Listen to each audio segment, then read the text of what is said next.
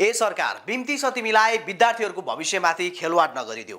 अबको 2 दिन पछाडि देशैभरमा कक्षा 12 को परीक्षा सुरु हुन लागेको छ। परीक्षामा उपस्थित हुनुपर्ने सबै शिक्षकहरू काठमाडौँको सडकमा छन्।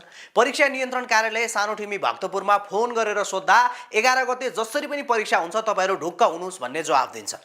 शिक्षक बिना कसरी हुन्छ त परीक्षा भनेर प्रश्न सोद्धा हामीले भनेपछि हुन्छ जसरी पनि हुन्छ भन्ने जवाफ दिन्छन् त्यहाँका कर्मचारीहरू। देशको शिक्षा क्षेत्रमा यस्तो भाडबैलो भइरहेको बेला मुख्य जिम्मेवारीमा रहेका शिक्षा मन्त्रीले आज आएर फुत्त राजीनामा दिन्छन् अनि देशको प्रधानमन्त्री जसरी हुन्छ यो समस्याको हल खोज्नुतिर भन्दा पनि हाँसी मजाक र उखान टुका गर्दै उल्टै शिक्षकहरूले सडकमा आएर जादु किन देखाउने, 52% विद्यार्थी फेल गराउने शिक्षकलाई किन चाहियो बढी सुविधा भन्दै भाषणबाजी गरेर उल्टै शिक्षकहरूलाई थप चिडाउने काम गरिरहेका छन्। समग्रमा हेर्दाखेरि दुई पक्षको अडान र लापरवाहीले गर्दा लाखौं विद्यार्थीहरूको भविष्य 1 वर्षपछि धकेलिने पक्का भएको छ। अहिले 4 लाख भन्दा बढी विद्यार्थीहरू 11 गते परीक्षा हुने हो कि होइन भनेर घण्टामा समाचार हेर्दै बस्नु परेको छ। ए सरकार अनि ए शिक्षक गुरुवर्ग हो, अब त समाधान खोज्ने बेला भयो कि अझै कति दिनसम्म आन्दोलन चर्काउने अनि कति दिन चर्कन दिने। सरकारको इगो र शिक्षकहरूको लेडे ढिपीले गर्दा 70 लाख भन्दा बढी विद्यार्थीहरूको भविष्य 1 वर्षपछि नधकेलुन् हाम्रो यही अनुरोध छ। खैर अब हेरौं शिक्षा मन्त्री विद्या भट्टराईले किन दिइन् त राजीनामा भन्ने विषयमा। पछिल्लो समय सडकमा चलिरहेको शिक्षक आन्दोलनलाई मध्यनजर गर्दै शिक्षा मन्त्रालयले एक छलफल समिति गठन गरेको थियो जसमा शिक्षा मन्त्री भट्टराईले निकै चासो व्यक्त गर्दै बैठकहरूमा पनि सहभागी हुँदै कसरी शिक्षकहरूको मागलाई सम्बोधन गर्न सकिन्छ भन्नेमा उनको ध्यान निकै देखिन्थ्यो। यही बीच उनले प्रधानमन्त्री ओलीसँग भेटेर पनि यो पटक शिक्षकको माग सम्बोधन गर्नुपर्नेदेखि केही नीतिहरू संशोधन गर्नुपर्ने प्रस्तावसम्म लगेर गएकी थिइन्। यस्तै उनले अर्थमन्त्री विष्णु पौडेलसँग पनि भेटेर शिक्षकहरूको माग पूरा गर्नको लागि बजेट व्यवस्थापन गर्न सकिन्छ कि सकिँदैन भनेर छलफल समेत गरेकी थिइन्। तर प्रधानमन्त्रीदेखि अर्थमन्त्रीसम्मबाट सकारात्मक कुरा नआएपछि आजको मन्त्री परिषदको बैठक बस्नु अघि नै उनले प्रधानमन्त्री ओलीलाई भेटेर राजीनामा पत्र बुझाएकी छिन् भने यदि काम गर्न नदिने भए पदमा किन बस्नु भन्ने उनको तर्क छ।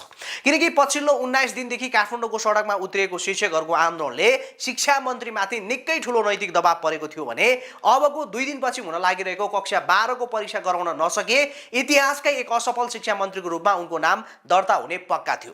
त्यसैले गर्दा बरु पद सद चाहिएन भन्ने मानसिकताले उनले आज राजीनामा दिएकी हुन्। यदि आज उनले राजीनामा नदिएको हुन्थ्यो भने आज बस्दै गरेको मन्त्री परिषदको बैठकमा शिक्षा विधेयकलाई आगामी 12 गते बस्न लागेको सदनमा कसरी लाने भन्ने बारे प्रस्तावहरू उनले पेश गर्नु पर्थ्यो र अब उनको राजीनामा दिएसँगै हालको लागि यो मन्त्रालयको जिम्मा पनि प्रधानमन्त्रीकै मातहतमा आएको छ। खैर अबको 2 दिनभित्र सरकारले काठमाडौँको सडकमा रहेको शिक्षकहरूलाई 77 वटा जिल्लाको विद्यालयको कक्षा कोठामा कसरी फर्काउँछ त्यो भने हेर्न बाँकी नै छ। किनकि आज वैशाखको हेर्दै 8 गते बितिसकेको छ र यो समय भनेको देशमा 70 लाख भन्दा बढी विद्यार्थीहरूलाई भर्ना गर्नुपर्ने समय हो र 1 देखि 9 सम्मको रिजल्ट प्रकाशन गर्नुपर्ने समय हो। तर अहिले स्कुलहरू बन्द छ, विद्यार्थीहरू घरमा बस्नु परेको छ, न त विद्यार्थीको रिजल्ट आएको छ न त नयाँ भर्ना खोलेको छ। यदि मात्रै नभइकन यो 2 दिन पछाडि 12 को एक्जाममा त अब के हुने भन्ने अहिलेसम्म एकदमै कन्फ्युजनमा छ। त्यो सँगसँगै एसई को रिजल्ट पनि कसरी आउने, कहिले आउने, किनभने पहिले नै डेट तोकिएको छ। तर शिक्षकहरू सबैजना काठमाडौँ कापी जाँच गर्ने शिक्षकहरू सडकमा भइदिएपछि एसई को रिजल्ट कहिले आउँछ त्यो कुरा पनि अन्यलमा छ।